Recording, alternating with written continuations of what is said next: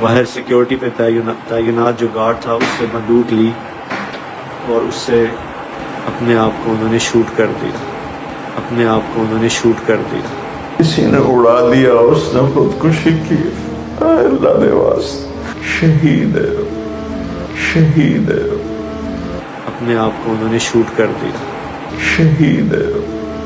جیسا کہ آپ سب کو پتا ہے کہ عاصم جمیل نے خودکشی کی ہے، لیکن اس وقت اس پہ شہادت کا لیبل لگایا جا رہا ہے فقط اس لیے کہ خودکشی والی باتوں کو دبایا جا سکے، جبکہ پولیس کا صاف بیان ہے کہ اس بندے نے خودکشی کی ہے. سی سی ٹی وی کیمرے کے اندر بندوق چھین کے گارڈ سے خود کو گولی ماری ہے.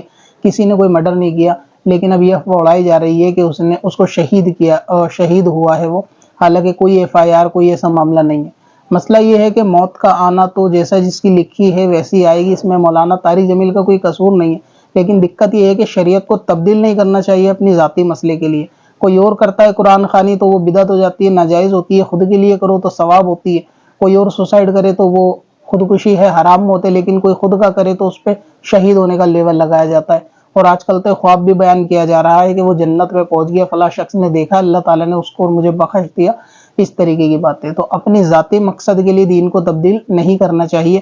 جس نے خودکشی کی ہے اس نے خودکشی کی ہے، اس کو شہید نہیں کہا جا سکتا.